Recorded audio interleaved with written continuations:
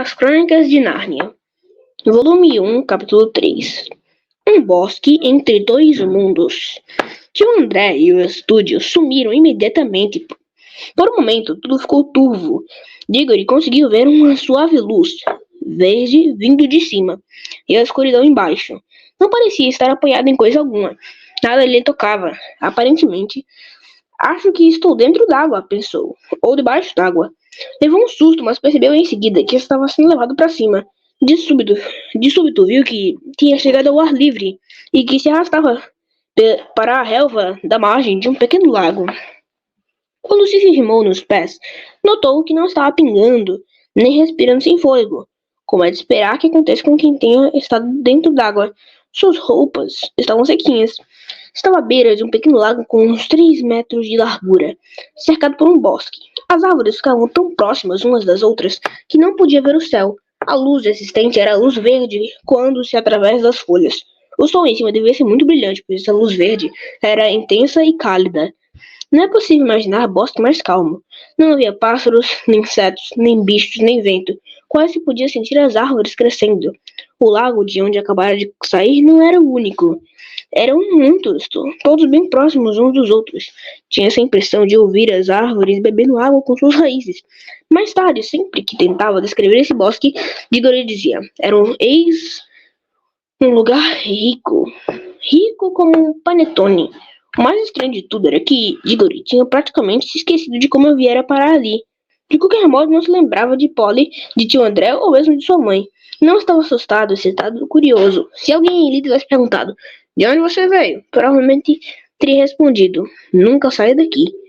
Ou como disse depois, não é um lugar onde as coisas acontecem. As árvores vão crescendo, só isso. Depois de contemplar o bosque por um bom tempo, Diggory notou que havia uma menina deitada ao pé de uma árvore ali pertinho. Seus olhos estavam semicerrados, como se estivesse entre a vigília e o sono. Olhou-a por um bom tempo e nada disse, até que ela falou com uma voz sonhadora e satisfeita. Acho que já vi você antes. Também acho que já vi você, replicou Diggory. Está aqui há muito tempo?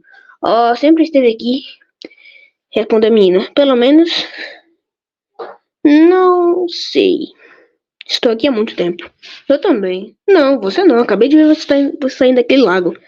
Ah, acho que você tem razão, te digo ele com um ar espantado. Tinha me esquecido. Ficaram em silêncio por um bom tempo. Escute, disse depois a garota. Será que já não nos encontramos antes? Tenho a impressão, é como se fosse um quadro na minha cabeça. De um menino e de uma menina igualzinhos a nós. Vivendo num lugar muito diferente daqui. Talvez no passe de um sonho. Também acho que tem a mesma coisa, afirmou Diggory. Sonhei com a menina e o menino vizinhos e tem também umas vigas por onde os dois caminham. Lembra que a menina está com o rosto sujo. Não estou confundindo? No meu sonho é a menina que está com o rosto sujo. Não consigo me lembrar do rosto do menino, respondeu Diggory e perguntou: o que é aquilo? Ora, um pouquinho da Índia. Ele era mesmo um pouquinho da Índia. Gordinho, floresta na relva. Bem no meio do animalzinho havia uma fita e preso a ele um reluzente anel amarelo. Olhe, olhe, gritou Diggory, um anel. E olha aqui, você também está com o anel amarelo e eu também. A menina sentou-se, interessada pela primeira vez. Ficaram olhando um para o outro, de olhos muito arregalados, tentando captar alguma lembrança, e acabaram gritando ao mesmo tempo. O senhor André, tio André! Logo se deram conta de quem eram e começaram a relembrar o resto da história. Depois de alguns minutos de animada conversa, então Diggory contou a Polly de que maneira torpe tio André os levara até ali. O que vamos fazer agora? Perguntou a menina. Pegar o porquinho e ir para casa? Não temos pressa, respondeu Diggory com um grande bocejo. Acho que temos. Esse lugar é calmo demais. É tão feito, sonho. Você está quase dormindo. Se a gente se entrega, cai por aqui mesmo e passa a vida toda cochilando. Pois estou gostando muito daqui, disse Diggory. Eu também, mas precisamos ir embora. Polly levantou-se e começou a caminhar cautelosamente na direção do porquinho da Índia. Porém mudou de ideia. Acho que devemos deixar o porquinho, está todo feliz.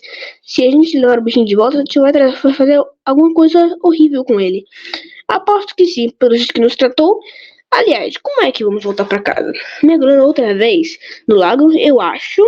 Foram os dois para a beira do lago e puseram-se a olhar as águas calmas que refletiam com profusão os ramos verdes e folhudos. Parecia um lago muito fundo. Não temos roupas de banho, disse Polly. Desde ser boba, não precisamos de roupa de banho. replicou Diggory. Podemos pular assim mesmo. Já se esqueceu que a gente não se molha? Sabe nadar? Um pouquinho, e você? Bem, mais ou menos. Acho que não vai ser preciso nadar, disse Diggory. Nós queremos ir para baixo, né? Nenhum deles achava muito simpática a ideia de pular no lago, mas ninguém disse nada. Deram-se as mãos e contaram. 1, 2, 3 e já! E pularam. Foi aquela pancada d'água quando abriram os olhos, viram que ainda se encontravam de mãos dadas, no bosque verde, com a água dando nos calcanhares. Parecia que o lago não tinha mais do que um palmo de fundura. Os dois saíram outra vez para a terra seca. Que é que está errado? Ora essa, disse Polly com voz assustada. Mas não muito, pois era praticamente impossível sentir medo naquele mundo demasiadamente calmo. Ah, já sei, disse Diggory. Claro que não pode dar certo. Ainda estamos usando os nossos anéis amarelos que só valem para viagem de vinda. É o vento que leva para casa. Precisamos trocar de anéis. Tem bolso? Ótimo, põe seu anel amarelo no bolso direito. Tenho 2 verdes, olha aqui um para você. Com os anéis dos dedos, voltaram pro lago. Mas antes que deitasse de novo mergulho, Diggory deu um suspiro que não acabava nunca. O que está acontecendo agora? Acabei de ter uma ideia genial. E os outros lagos? Não estou entendendo. Escute, se podemos voltar ao nosso mundo mergulhando aqui, não é lógico que a gente deve ir para outro lugar pulando em outro lago? Imagine se há um mundo diferente no fundo de cada lago.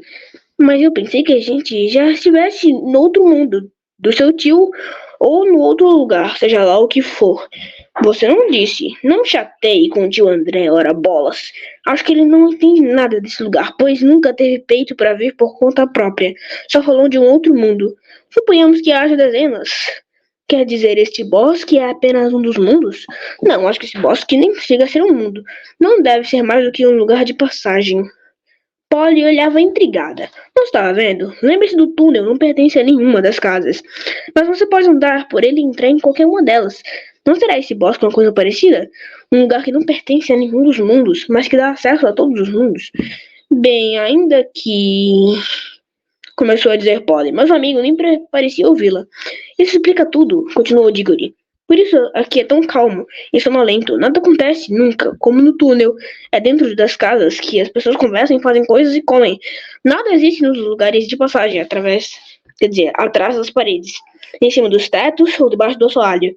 Mas no nosso túnel, podemos passar para todas as casas do quarteirão. Acho que daqui podemos ir a um lugar fabuloso. Qual?